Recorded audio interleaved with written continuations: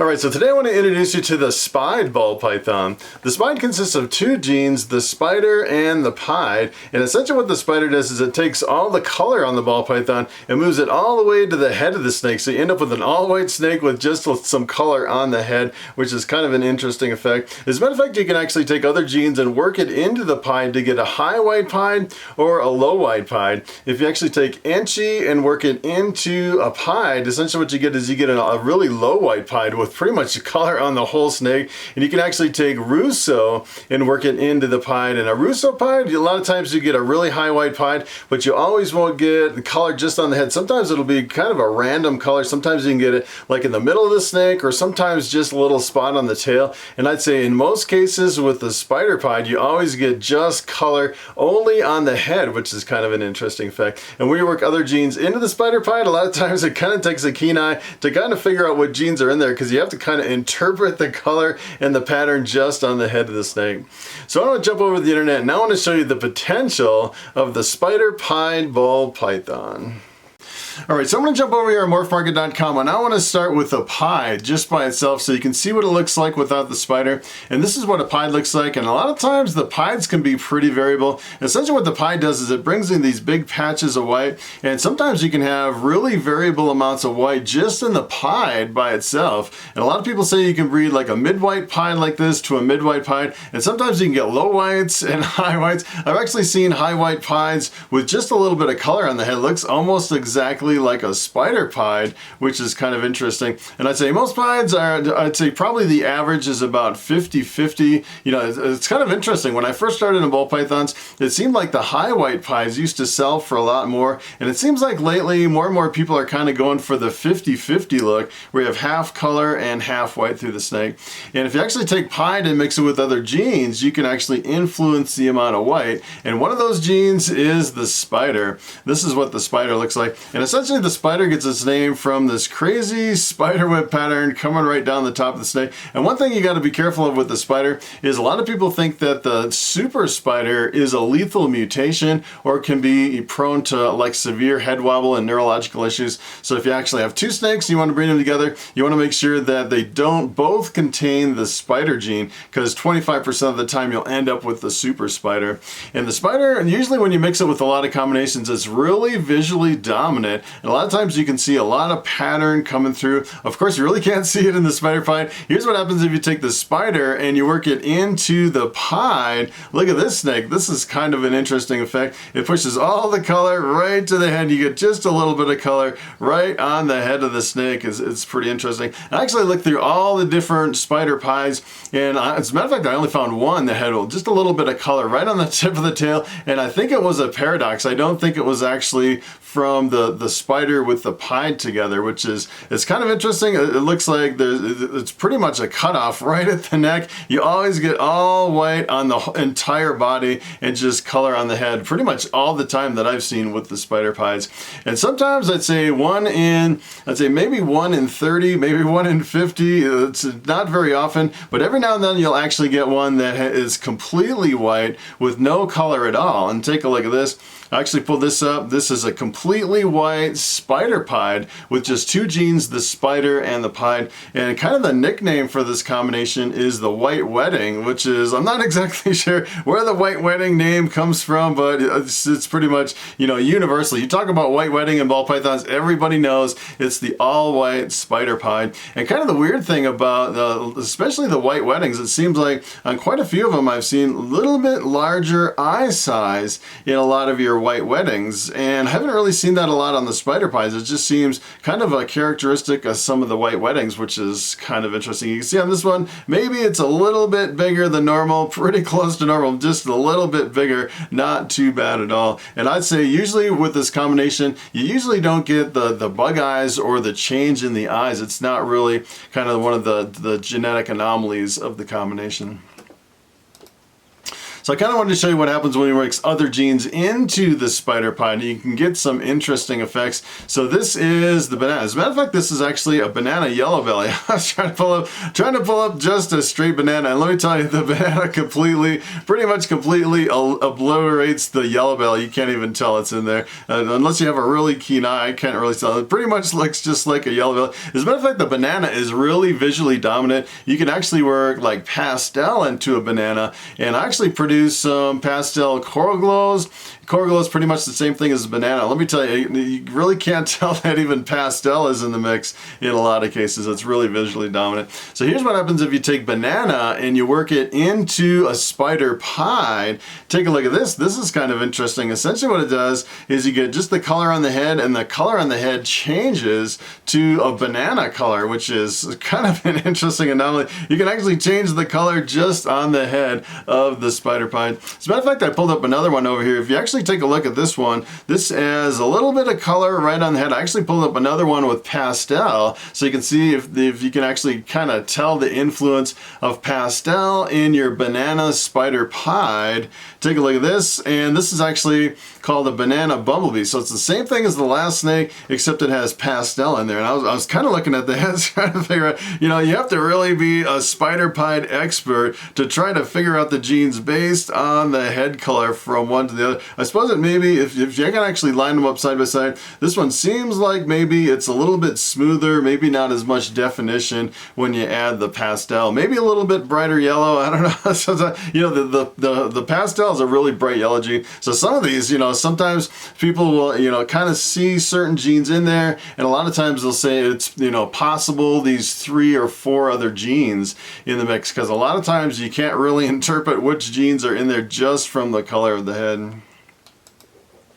So here is the leopard. When it comes to leopard, I'd say it's probably the king of combos as far as co-dominant genes. The leopard is pretty awesome. Essentially what it does is it really jumbles up the pattern in a lot of combinations, and it's a dark gene, so it'll actually darken a lot of combinations. And you can definitely tell on this one, it has a really jet black background, pretty characteristic of the leopard. This is a really good looking leopard. I like how the kind of the jumbled up pattern and the dark background. And here's what happens if you take leopard and you work it into the spider pied. Take a look at this. This kind of takes a keen eye to try to pick out the leopard in this one, and it almost looks like a regular spider pied, maybe a little bit darker, and that's probably where they're picking out the leopard, because the leopard is a dark gene, and you actually mix it in with this and you see a little bit darker of a head. And sometimes, like, I've actually seen spider pieds that look almost exactly like this without the leopard. And I'd say unless you're like producing a whole clutch and you're kind of experienced as far as picking out the combinations one to the other,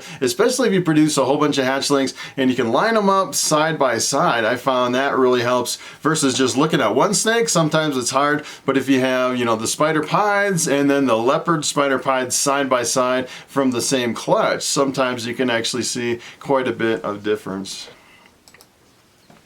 So here is the yellow belly, and the yellow belly I'd say is kind of a sleeper gene when it comes to combinations. As a standalone morph, it looks almost like a normal ball python, but in most combinations it really brings out a lot of yellow. It really brightens and enhances a lot of combinations. And here's what happens if you take yellow belly and you work it into the spider pied. Take a look at this. This is kind of interesting. In this case, they're only showing the head because you don't really need to see the rest of the snake. The rest of it is completely white, and it's kind of interesting on this particular snake how bright it is, really super bright. I actually just produced, as a matter of fact, a spider pied that I think has pastel and yellow belly in it, and it looks almost as bright as this one. I'm thinking maybe it just has yellow belly instead of pastel, and if you add pastel to this, it makes it even brighter. And sometimes it is really hard to pick out the genes based on kind of the appearance. Sometimes you can actually kind of pick out the genes based on the head pattern of your combinations. If you're really good at, producing a whole bunch of spider pieds, sometimes you'll have certain head patterns that are associated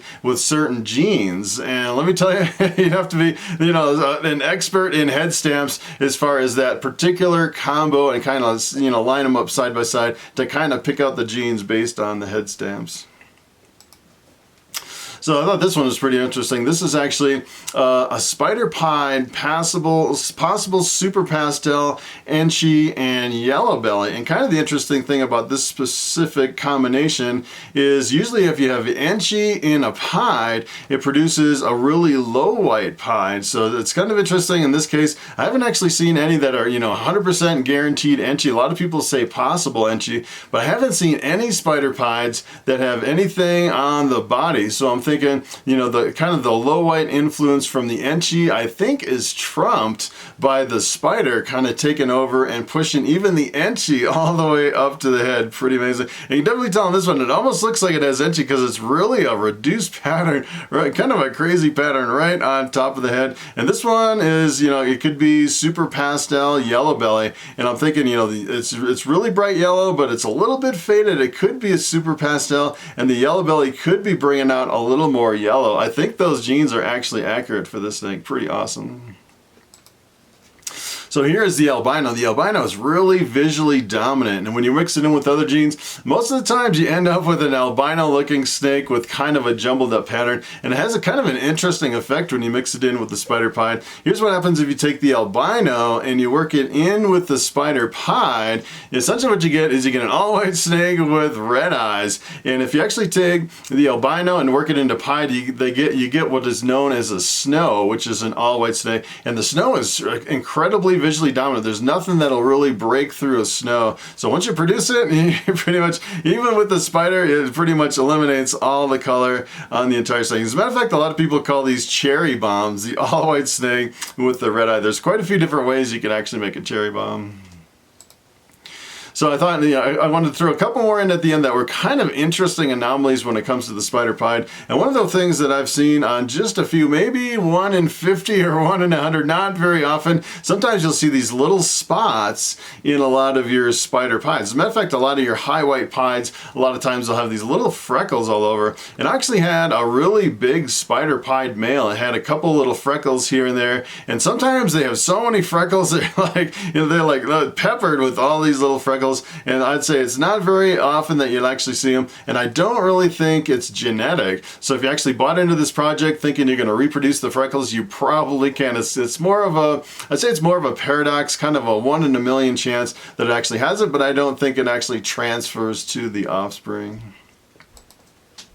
So take a look at this one. This is kind of interesting. Sometimes you get a color on the head that's not completely symmetrical like you'd see in a lot of your spider pieds. Sometimes you'll see little spots on the nose or just little spots here and there. And sometimes it's kind of random. Sometimes they have some pretty interesting little spots here and there throughout the head. And I want to show you one last one here. Take a look at this one. This is kind of interesting too. It's the only spider pied that I've ever seen with a little bit of color right on the tail. So this one is a spider pied, otherwise known as a white wedding. So the white wedding actually is a completely white snake, and they're actually calling this one a paradox because it has a little bit of color right on the tail. And I'm thinking it probably is a paradox based on everything else I'm seeing, but it could be the very first example where you actually have a spider pied with color other than just the head, which is kind of interesting. It'd be actually the first one that I've ever seen.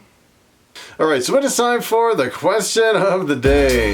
And Bill Smith asks, if I breed a blackhead with a spider, will it completely eliminate the head wobble? And that is a very good question. So when it comes to the spider gene, there is a genetic anomaly that it kind of gives them what is known as a head wobble. And sometimes it'll make their head shake a little bit, and sometimes in severe cases, you get some corkscrewing, some unusual movement of the head and neck of the ball python. And a lot of people are trying to figure out, hey, what gene can I breed in with the spider to completely eliminate the head wobble? And believe it or not, you can actually take blackhead, breed it with a spider, and a blackhead spider has 0 chance of a head wobble, which is pretty awesome. And the only bummer about that combination is when you take blackhead and breed it into spider, the blackhead pretty much eliminates all the spider patterns. So it pretty much eliminates all the head wobble. You get a snake that doesn't even look like a spider, which pretty much defeats the purpose of trying to breed another gene into the spider. And in a lot of cases, it almost looks like a normal ball python. Sometimes the alien heads can open up a little bit and kind of get a blocky appearance with the blackhead spider. It's kind of an interesting anomaly. I've actually seen a lot of people saying that they've actually tried to produce that. I've actually seen some over on Morphmarket, and let me tell you, from all the ones that I've seen, none of them look like spiders, although in a lot of cases you can actually see an interesting pattern on the top of the head where you can definitely tell that spider is in the mix. So that is pretty much it. Thanks for watching, and I will see you in the next video.